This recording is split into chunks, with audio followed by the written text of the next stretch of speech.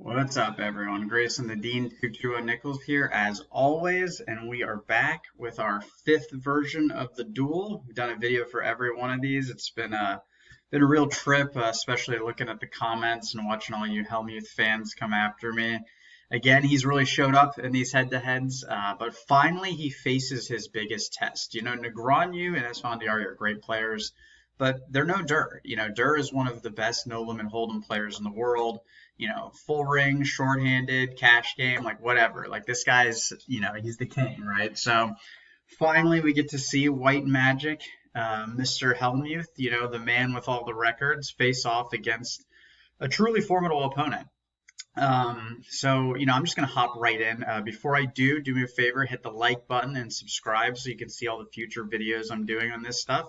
Try to do one to cover all the interesting hands. And today we got about 4 hands that I marked that I wanted to talk about. One or two are kind of simple, one or two are kind of fun, and let's just hop right into it. First hand that I thought was kind of interesting. This one's a little simple, more on the simplistic side. However, I found it to be interesting and something that students ask me about a lot, right? I'm constantly asked, how do you play your draws? It's not an easy question to answer because sometimes we're going to raise, play them aggressively. Sometimes we're going to want to be passive and call down with them, right?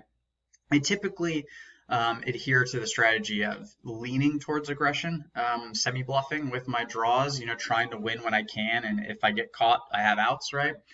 And Tom did a version of that here that I wanted to share with you guys that was interesting. So Phil limps in the button with 6-4, and Tom checks in the big blind with Queen 2 of hearts.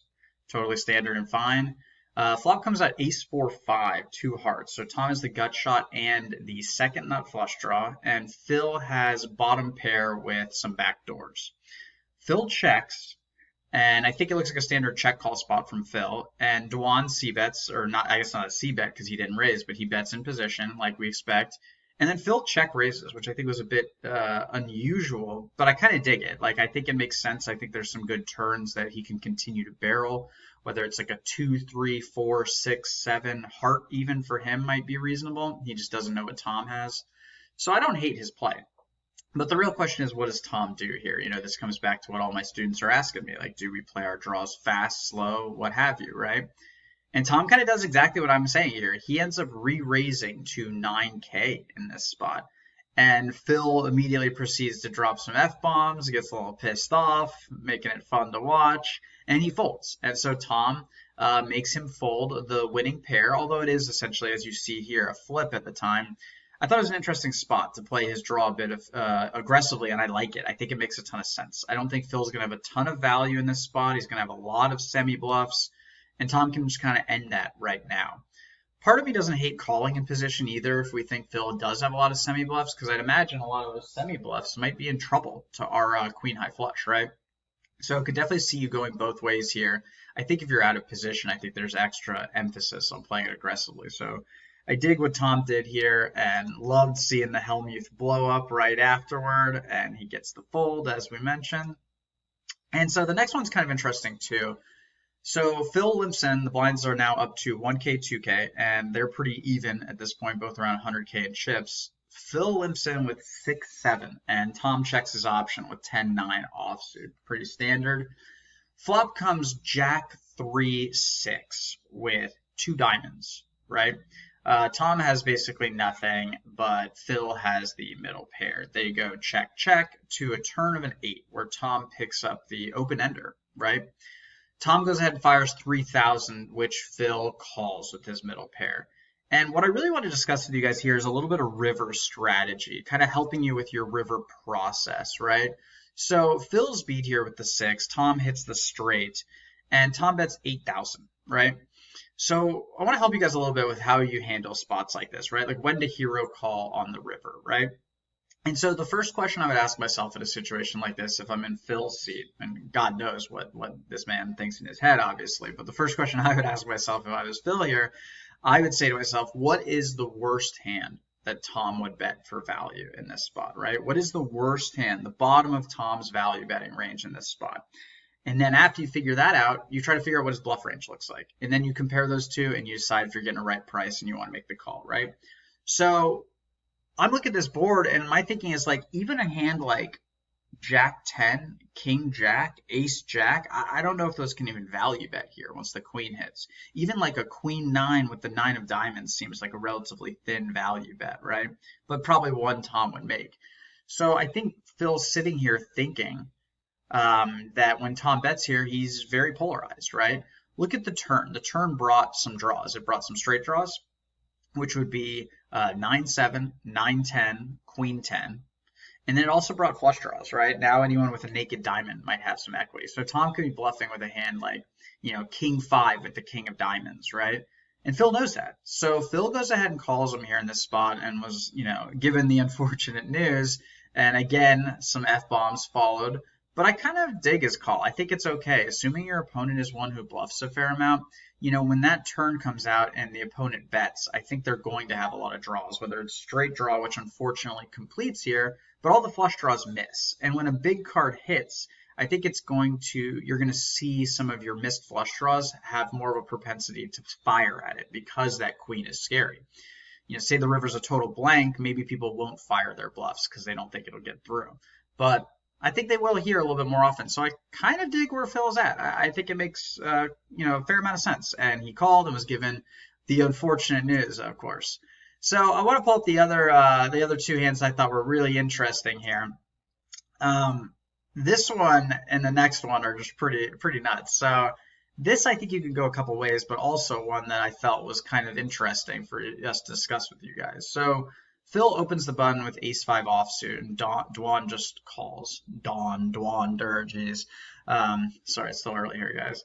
And so Dwan calls with the sevens to standard on both parts. I'll also point out it was like almost surprising to see Phil open the button with ace-5. Like he was not opening a lot of buttons. He was limping a lot, especially with ace-high.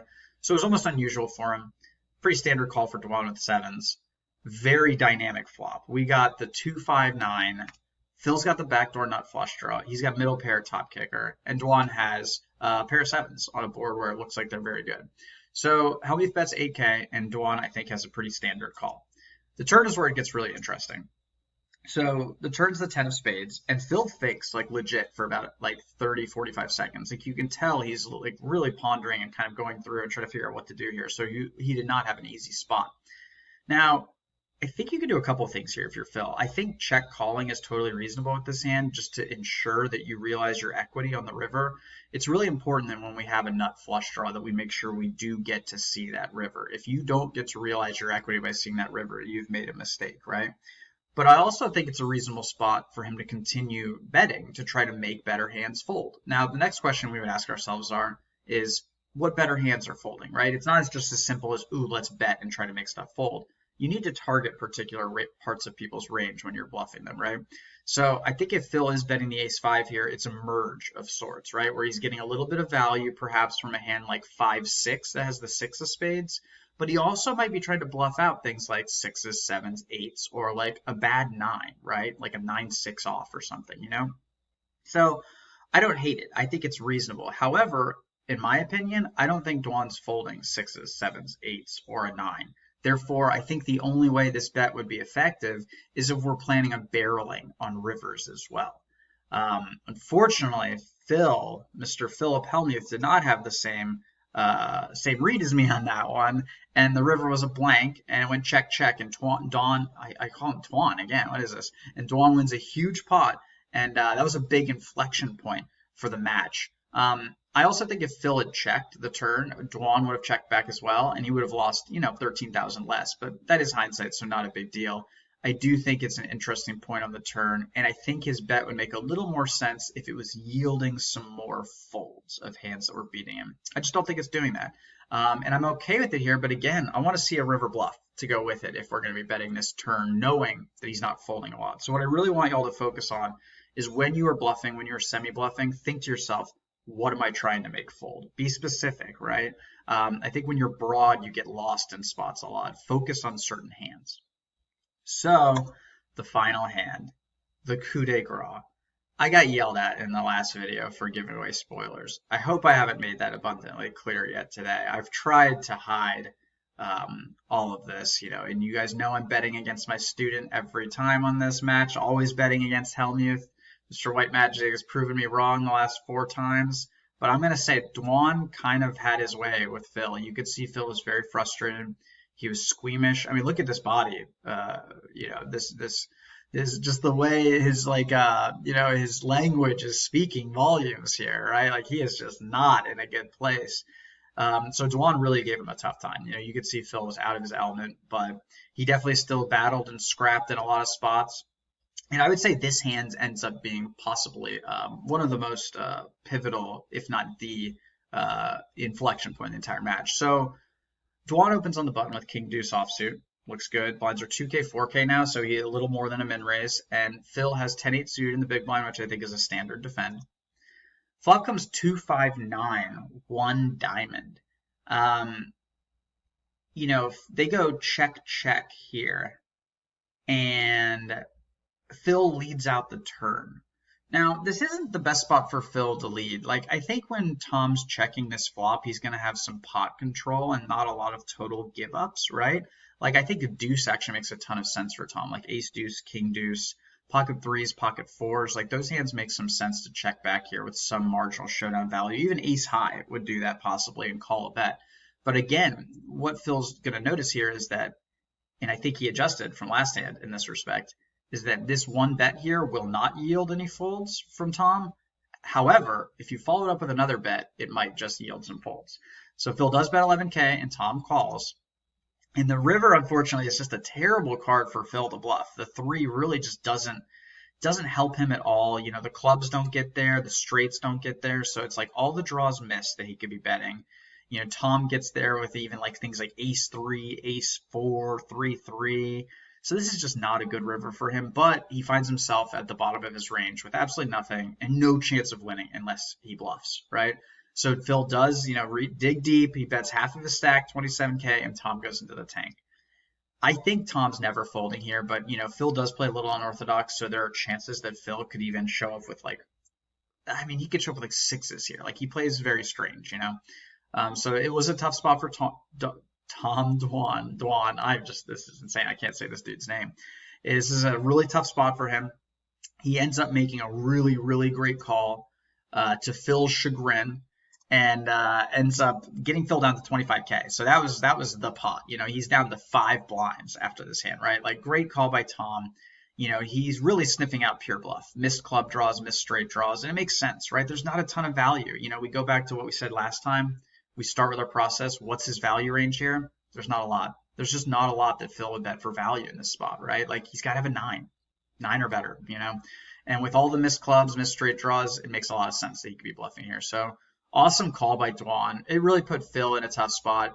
And they grinded for the next 5-10 minutes off of Phil's 5 big blind stack. And then in just a beautiful artistic fashion, Phil tries to trap the aces with 3.5 big blinds left. Lets Tom flop middle pair, and they get it in on the flop for his last 2 blinds that he had left over, and Tom rips the 9 on the turn. I am finally breaking my winless streak. I am now 1-5 in these matches. Still got a ways to catch up on all the money I've lost betting against Mr. White Magic, but this was an awesome one. It was fun to watch Hellmuth play against someone who's clearly one of the best players in the world, see his strategy and style really put to the test against someone like Durr, who has amazing experience. So this was a fun one to watch. Hope you guys enjoyed it. If you have any questions or thoughts, throw them in the comment section. I always love hearing it. I love hearing you guys give me a hard time for being anti-Phil, but it's fun. It's fun going through these stuff. Hope you guys enjoyed it. Hope there was a little bit of education in here too that can help you. Again, like and subscribe, and I'll see you for the next video. Best of luck, everyone. Peace.